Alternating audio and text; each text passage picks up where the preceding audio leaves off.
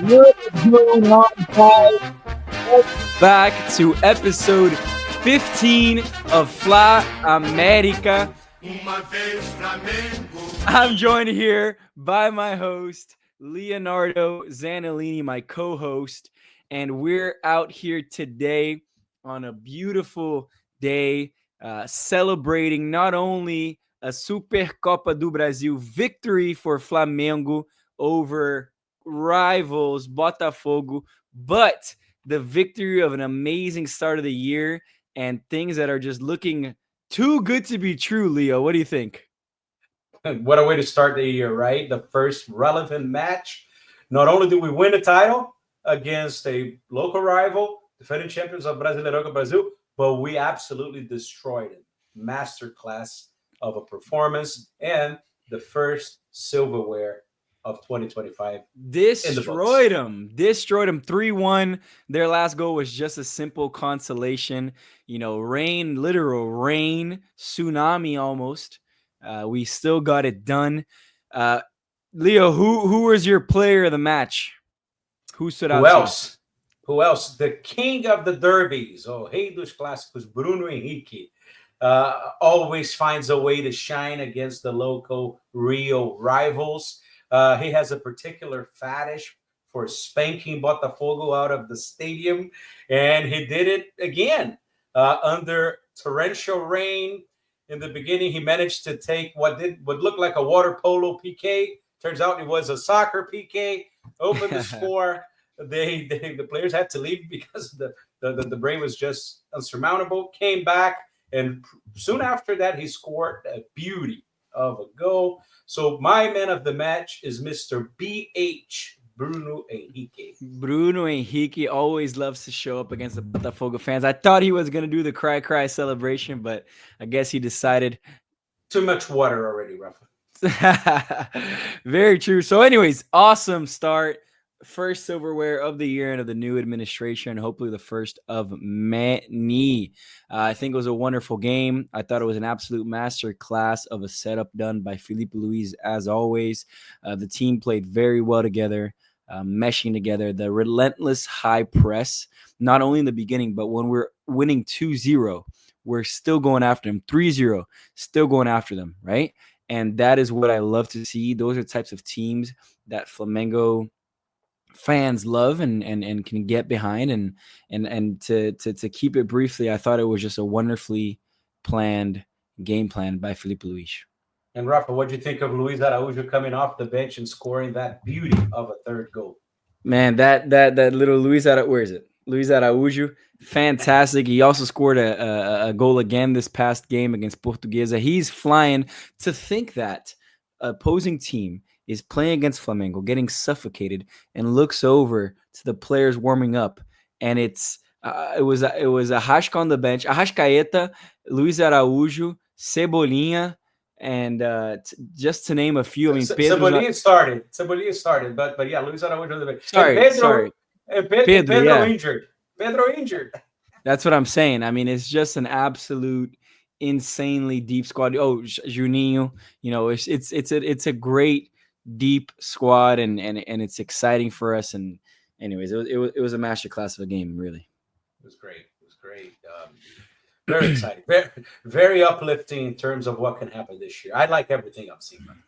Me too. And I don't think there's many other words to say other than if we can keep this up for the rest of the year, administration in the right place, coaches in a fantastic place, team looks to be, as we say, entrosado, right? Meshing very well.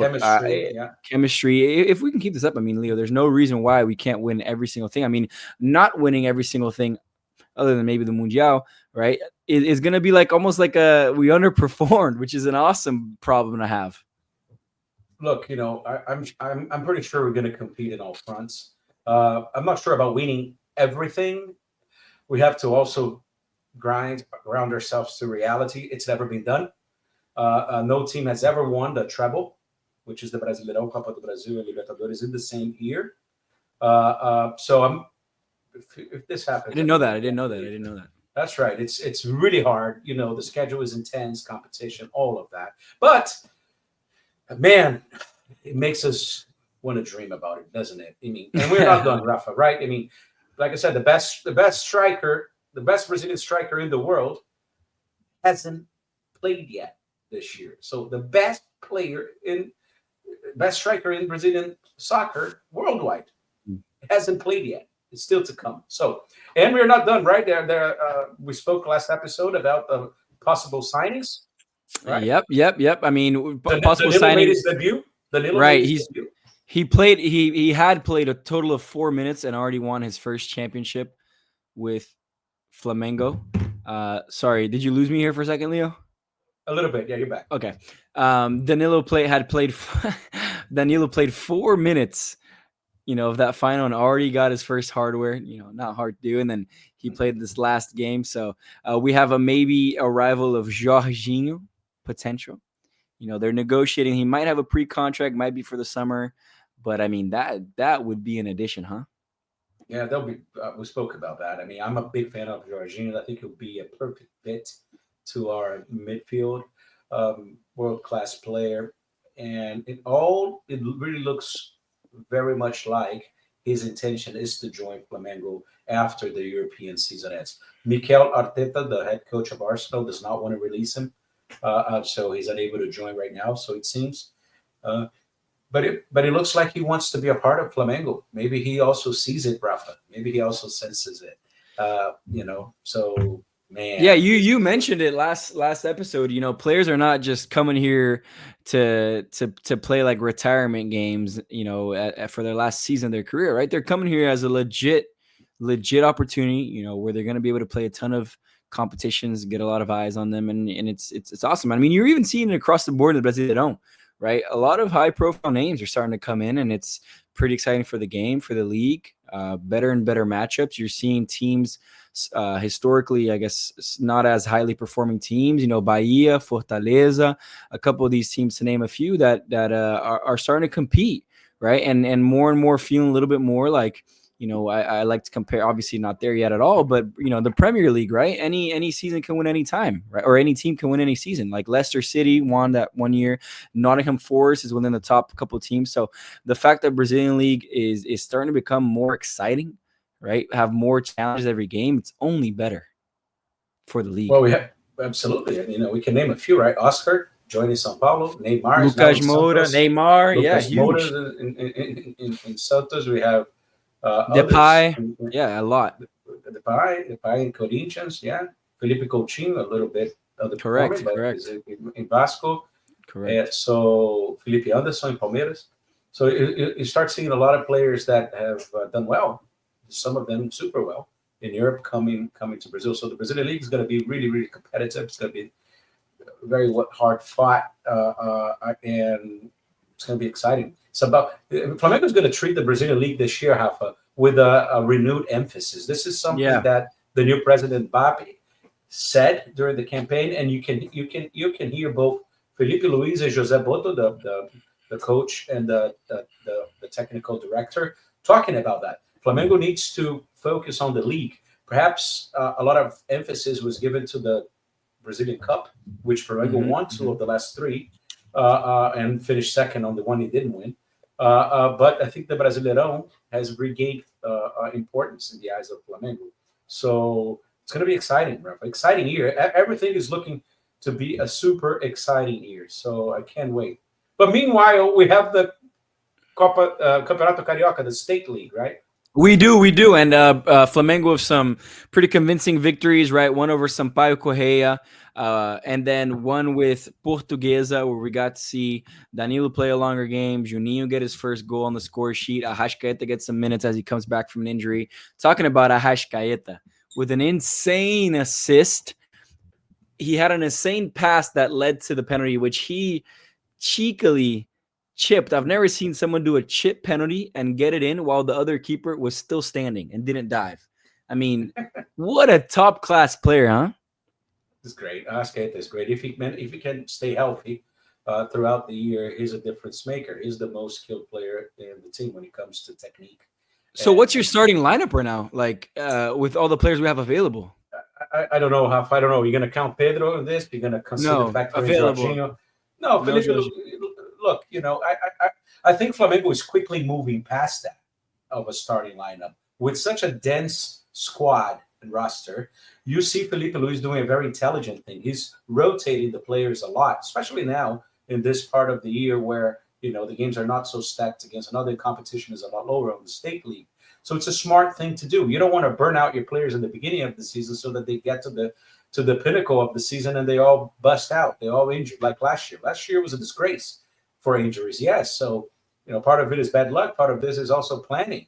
So I like the way it's being managed now. So I don't want to start talking about myself personally. I don't want to talk about starting 11 right now because I think we have more than 11 starters. And this is not a cliche. This is the truth, right? So Flamengo now truly can say that it's going to soon have 15 or 16 players that you can pick 11 from any of them, and you're still going to have a very good team and a very, very rich bench. So things are looking good. Looking great. And by the way, Rafa, about that, some of that. Yeah, like, subscribe, share. We got the Copa do Brasil replica trophy right here. You can't see it because of my background. Not actually a replica, but I have to return that one to Bruno Henrique soon. He just shipped it over. But we're top of the league here in the Carioca when it seemed like just a few days ago we were struggling a lot and we had to start, quote unquote, I believe we even said it here on the show, we got to start taking seriously or else we might not even qualify. Fast forward 2-3 games, we're top of the freaking league. So just goes to show how much levels above this team is becoming. And it's just starting now. I mean, if there's a time to be a Flamengo fan, I always say, we'll take you with open arms. Anybody watching here who's not a Flamengo fan yet, but do it quick, do it discreetly. Type comment down below. Maybe we'll send you a jersey, get you started here on the journey, huh? Like they say in Brazil, it's a very short wall. You can climb over and join us. Yeah, and even if it was a higher wall, you have people breaking it down trying to get in, right? So we'll let them. We'll take them. And so now, top of the table, Jorginho signing might be coming up. We have some big clásicos coming up here soon. Fluminense tomorrow, Vasco coming up, Botafogo again. So it's gonna be good. Game tomorrow is gonna be interesting because Fluminense is coming off a big win, big comeback win against Vasco. So it's gonna be nice to see them playing together tomorrow. See Flamengo bury yet another in-state rival. Is it in the Maracanã, Leo? I'm looking at it right now. 1 second. Yeah, for sure. It probably is, or if it's out of state, I'm not sure. But likely Maracanã. Now, Rafa, it's a must-win game for Fluminense, right? Fluminense needs to finish in the top four. As you said, Flamengo, after a shaky start with the third or fourth string squad in the Rio League, we managed to stack together several wins, which catapulted us all the way to the top. Volta Redonda, that we beat, is also has one game on us. They're number one right now, but with the game in hand, the game in hand. So Flamengo is looking good now. We got to be vigilant about these three upcoming games, Rafa. So we're right now, I want to say that over the last year plus, we're probably at the peak of optimism when it comes to the vibes and the sentiment of the Flamengo fans. Flamengo fans are very emotional fans. They fluctuate. Their emotions, we go from heaven to hell in a heartbeat, right? Depending on what's going on. So right now we are in ecstasy mode, right? Flamengo fans are on the peak of their confidence. But I want to say that the three back-to-back derbies, literally 7 games. In 7 days we play Fluminense, Botafogo, and Vasco back-to-back. So let's not underestimate. Yes, it's the Rio League. It's most likely that we should be able to finish top four, of course, and go to the semifinals. But let's not underestimate the damage that underperformance on these derbies could bring. So what's at the peak of confidence, peak of excitement, we start making these pipe dreams about we're going to win all the leagues and all the trophies and maybe be a finalist on the Mundial to win that one too. It could be affected by underperformance on these three clásicos. And no matter what you say, and no matter what happened against Botafogo that was so exciting last weekend, these derbies are a lot of the times they're tough matches, right? The other team really, really, really want to win and they need to win. So let's take them very seriously. For the Fluminense game, news is that De La Cruz is not going to play. He's going to be spared. So it's there's somebody very important player that won't be participating. So let's take those games super seriously. And I'm sure Felipe Luis is very professional, very obsessed. Mhm. And let's see that if the team can put together good performances against Yep. our main rivals. No, I agree, and as you mentioned, I think Flight Blues is not somebody to take that lightly. I think he takes every single game serious, no matter what. Even last year, when we had a no meeting game, he still took it all the way. You mentioned that about us needing to take it serious. You know what I believe in. A lot of people, a lot of teams in sports have a way harder time dealing with success than they do with failure. What do I mean by that, right? You see teams like Fluminense who won the Libertadores. Fast forward the next season, they almost get relegated with relatively the same squad. You see Botafogo too, right? Wins everything last year, and then this year has a little bit of a slower start. That's why it's so impressive, the teams who can consistently win at a high level. That was what takes a team from good to great, right? Winning the first year is hard, but winning the year right after that is even harder. I mean, that's why it's That's right. incredible what the Kansas City Chiefs are doing in the NFL. Maybe going just bringing that up because the Super Bowl is this Sunday, right? They could win 3 in a row, right? So same thing, right? You seldom see a team win Libertadores back to back, and many other competitions. So if Flamengo wants to go back and win the Copa do Brasil and win other things as well that we have recently, it's going to require a next level focus, and that starts from the top down, including from the coach himself. So, any last comments here to make, Leo? What I would say is that we're not going to have a Meet the Fan segment this episode, but we'd like to remind everybody, if you want to drop a comment and participate on a future episode as part of our Meet the Fan segment, all it takes is drop a comment. We'll reach out. We'll find a way to communicate, and we're going to have you featured here on the next episode. Rafa, any last words? Think everything looking good? No, everything's looking great. I guess the only words I have left is let's see how it goes. Drop a little like for us. It means the world. We're on a mission here to bring Flamengo to the masses in English. If you're living in America, it's a chance to connect back to Flamengo. And if you're Brazilian trying to learn a little bit of English, also think you found the right spot here. So let's keep it going. We're going to try to post these in more frequent status as well as more timely. Had a couple things going on at work, so we should be able to be settled in on track. I moved cities too, so if you guys haven't seen as often as you frequently like to, you will soon. So get used to seeing our faces. And other than that, let's do it. Let's get it. I'm excited, and I'm excited to see how it goes, Leo. Me too, Rafa. Just little teaser, a little teaser to everybody before we sign off. It's not Flamengo related, but it's soccer related. Pretty soon, you guys are going to be hearing about a certain soccer team that Rafa is putting together. I'm going to be a part of that from a coaching perspective. He's the coach here in a local league here. So just a teaser. So maybe we're going to squeeze a minute or two every week for an update on our little soccer team that's going to have a league here in our city. So can you bring back that beautiful anthem, Rafa? For sure. Let's play it for a couple seconds.